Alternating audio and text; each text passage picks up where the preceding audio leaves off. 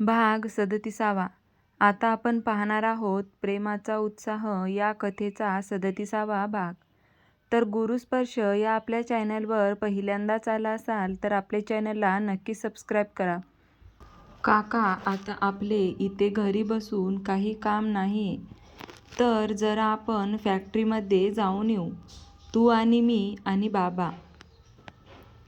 तुलाही बरं वाटेल बाहेर पडलं तर, आणि आपल्याला बोलताही येईल. धैर्यशील देवराज आणि संजय यांच्याकडे पाहत म्हणाला. अरे, पण इतक्या वर्षांनी मी बाहेर पडत आहे, मला कसं तरी वाटतंय. संजय थोडे अवघडून म्हणाले. काका, तुला थोडं वेगळंच वाटेल, पण लक्षात ठेव, तू पहिल्यासारखा आहेस. एवढंच काही वर्ष त्या संजय सरनोबतवर ग्रहण लागलं होतं, जे आता निघून गेलं आहे. त्यामागे तुझी लाडकी शिवांगी, जी आता तुझी सून आहे, तिचा खूप मोठा हात आहे. आज तिच्यामुळे तू आमच्या सोबत आहेस.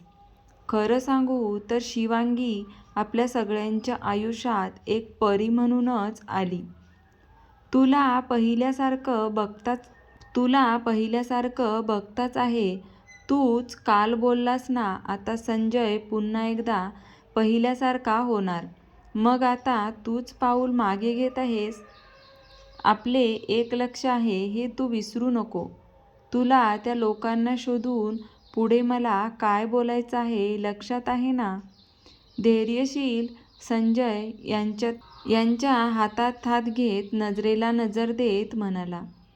धैर्यशीलच्या बोलण्याने संजय यांना जी उदासी वाटत होती ती निघून गेली. डोळ्यात एकच भाव होता, त्याच्या मित्राला न्याय मिळवून द्यायचा. शिवांगीला ज्यांनी पोरकं केले त्यांना असं मरण द्यायचे की बास. अख्खं कोल्हापूर हादरलं पाहिजे. पुन्हा कोणी असा गुन्हा करणार नाही. प्रॉपर्टीसाठी जी हाव आहे ती राहिलीच नाही पाहिजे. असं मृत्यू त्या लोकांना मिळेल. काय झालं हे त्या लोकांकडून कळेल. हाताच्या मुठी घट्ट करून संजय आणि धैर्यशील एकमेकांना पाहत म्हणाले. तुम्ही रेडी होऊन येता का? धैर्यशीलने विचारले. आम्ही रेडीच आहोत, दोघेही एकत्र म्हणाले. संजय आणि देवराज यांनी पांढरा कुर्ता आणि पायजामा घातला होता. बरं मग चला, धैर्यशील म्हणाला. दुपारी लवकर या. जेवण झाल्यावर सगळ्यांना दिवाळी खरेदीला बाहेर जायचं आहे. माईंनी आदेश दिला आहे. हे कधी ठरलं? ते चौघे माईंकडे प्रश्नार्थक चेहऱ्याने पाहू लागले. आत्ताच ठरलं. तुम्ही बोलण्यात गुंतले होते आणि आम्ही इकडे तिकडे जाऊन चर्चा करत होतो तेव्हा. श्रद्धा हसत म्हणाली. तुमचं बायकांचं पटकन कसं काय ठरतं काय माहीत. शॉपिंग म्हटलं की लगेच सगळ्यांची मतं एक होतात. धैर्यशील शिवांगीकडे पाहत टोमणा दिला. ओय बाई, टोमणा कशाला देतो? माई बघितलं का? माई याने आपल्याला टोमणा दिला. आपण जास्त शॉपिंग करतो म्हणून. म्हणजे माई हा तुलाही बोलला? श्रद्धा माईकडे पाहत भोळा चेहरा करत म्हणाली. श्रद्धा आता जे म्हणाली ते ऐकून धैर्यशीलचा चेहरा पाहण्यासारखा झाला होता. आणि त्याच वेळी रॉकी आणि जॅक आले होते. काहीही काय? मी कधी म्हणलो असं? माई, असं काही नाही हा. धैर्यशील थोडा घाबरून म्हणाला. त्याचा आवाज थोडा कापरा झाला होता. हा हा हा, भाई किती घाबरतोस माईला? आणि तुझा चेहरा बघण्यासारखा झाला होता. श्रद्धा हसतच म्हणाली. खरंच धैर्यशीलचा चेहरा पाहून सगळे हसत होते. शिवांगी आणि श्रद्धा एकमेकांना टाळ्या देऊन हसत होते. त्यात रॉकी आणि जॅक हसलेच. आणि नेमकी त्याच वेळी धैर्यशीलने त्या दोघांना हसताना पाहिलं आणि दात ओठ खात तो त्यांना पाहत होता. त्यांच्या तर या दोघांना निवांत पाहतो आणि हिला रात्री रूममध्ये बघतो. जाम हसू येते ना. शिवांगीकडे पाहतच मनातच बोलला, बाई हा बघ तुझा फोटो. शंतनूने त्याच्यासमोर मोबाईल धरत फिदी हसत म्हणाला. आणि बास, टालकच सटकलं त्याचे. जास्त हसू येते का तुम्हाला?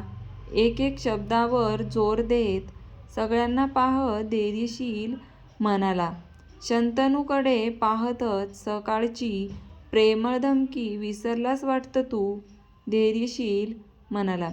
नाही, लक्षात आहे, शंतनू म्हणाला.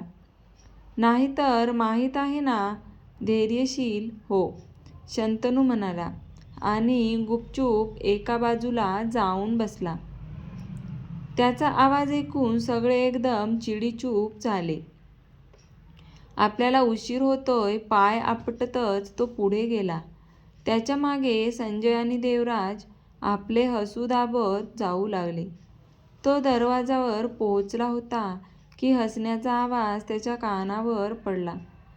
तर त्याने मागे वळून पाहिले तर त्याची नजर शिवांगीवर पडली. निखळ हसू होते तिचे, पण ती आपल्यावर हसते हे आठवून तो थोडा चिडून तिच्याकडे पाहू लागला. जास्त हसू येते का तुम्हाला?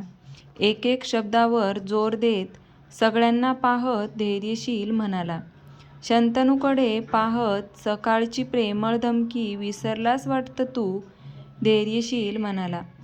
नाही, लक्षात आहे, शंतनू. नाही तर माहीत आहे ना, धैर्यशील म्हणाला. हो, शंतनू म्हणाला आणि गुपचूप एका बाजूला जाऊन बसला. त्याचा आवाज ऐकून सगळे एकदम चिडीचूप झाले. आपल्याला उशीर होतोय, पाय आपटत तो पुढे गेला. त्याच्या मागे संजय आणि देवराज आपले हसू दाबत जाऊ लागले. तो दरवाजावर पोहोचला होता की हसण्याचा आवाज त्याच्या कानावर पडला. तसं त्याने मागे वळून पाहिले तर त्याची नजर शिवांगीवर पडली. निखळ हसू होतं तिचं, पण ती आपल्यावर हसते हे आठवून तो थोडा चिडून पाहू लागला. ही माझ्यावर हसते आज, ही गेली. धैर्यशील खुन्नसने पाहत होता तिच्याकडे. शिवांगीला तर कल्पना नव्हती की तिचा नवरा इतक्या प्रेमाने तिला पाहत आहे. चला धैर्यशील राजे, उशीर होतोय आपल्याला, संजय यांनी त्याच्या खांद्यावर हात ठेवत म्हणाले. हो चला. ते तिघेही बाहेर पडताच त्याच्या मागे रॉकी आणि जॅक जरा दबकतच चालत होते. एकमेकांकडे पाहून कणसणून हसत होते. ते का असे हसत होते याचं कारण ते त्या दोघांनाही माहीत होतं. जे काही मगाशी हॉलमध्ये झालं, सुंदर बत्तीशी दाखवत ते हसत होते, त्याचा परिणाम म्हणून त्यांना पुढे दिसत होता.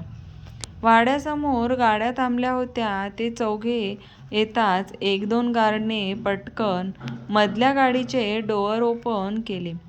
तसे ते चौघेही गाडीत बसले.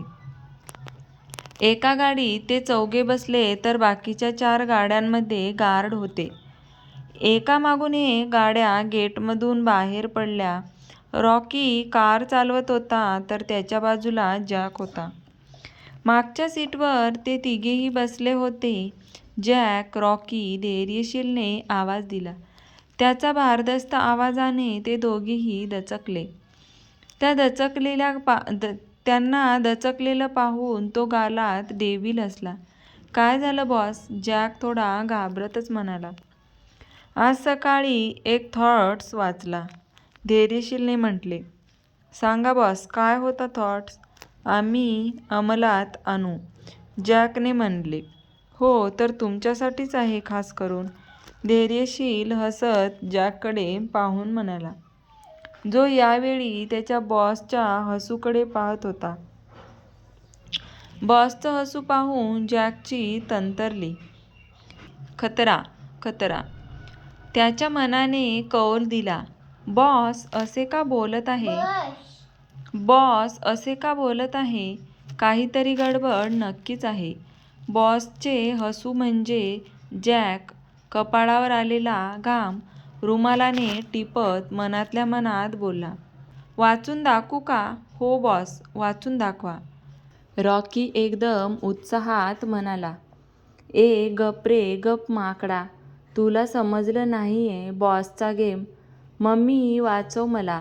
कशाला एवढं खुश होऊन विचारत आहेस? जॅक मनातल्या मनात रॉकीकडे थोडा रागाने पाहू लागला. बरं रॉकी, तू एवढं बोलत आहेस तर ऐकवतो. हसण्याने आयुष्य निरोगी राहतं. तुम्हाला दोघांनाही खूप गरज आहे. एवढं दिवसभर धावपळ करतात. शरीर निरोगी राहावं ना. धैर्यशील शेवटचं वाक्य जरा सूर लावून बोलत होता की रॉकीने बॉसचे बोलणे ऐकून करकचून ब्रेक दाबला. तसे ते मागे बसलेले ते तिघेही वैतागून रॉकीकडे पाहू लागले. रॉकीने एक नजर जॅककडे पाहिले आणि त्याचा चेहरा पाहून रॉकी काय ते समजून गेला. रॉकी, काय झालं? असं अचानक कार का थांबवली? धैर्यशील थोडा चिडून म्हणाला. बॉस, फॅक्टरी आली. रॉकी, ओके, धैर्यशील म्हणाला आणि कारमधून उतरला. तसे लगेच देवराज आणि संजयही उतरले. रॉकीने कार एका बाजूला पार्क केली. दोघेही बॉसच्या मागे गेले. जॅक, मगाशी बॉसचं बोलणं ऐकून मला काहीतरी वेगळंच वाटत आहे. रॉकी हळू आवाजात म्हणाला. हो, आपण आज काय केलं आहे माहीत आहे का? जॅक रॉकीकडे बारीक चेहरा करून पाहत म्हणाला. काय केलं? रॉकी न समजून विचारलं. आपण हसलो. जॅक, हां, मग हसलो त्यात काय? रॉकी, अरे बावळट, आपण बॉसवर हसलो होतो. जॅक म्हणाला. हां मग? रॉकी पुढे अजून बोलणार त्याआधी रॉकीचे बोलणे ऐकून, काय? आपण बॉसवर हसलो? Oh my God. आपण गेलो. जॅक. रॉकी घाबरतच पुढे चालणाऱ्या त्याच्या बॉसच्या पाठमोऱ्या आकृतीकडे पाहत कपाळावर आलेला घाम पुसत होता. आता आपण गेलो. जॅक, येस, आपण गेलो. चालता चालता दोघांनीही गालावर हात ठेवून दिला आणि बारीक चेहरा करून एकमेकांना पाहिलं. हात खाली करून पुढे चालू लागले. तर कसा वाटला तुम्हाला आजच्या कथेचा हा भाग? आवडला असेल तर व्हिडिओला लाईक, शेअर आणि सबस्क्राईब करायला विसरू नका. आणि अशाच नवनवीन कथा पाहण्यासाठी आपल्या चॅनलला सबस्क्राईब नक्की करा. धन्यवाद.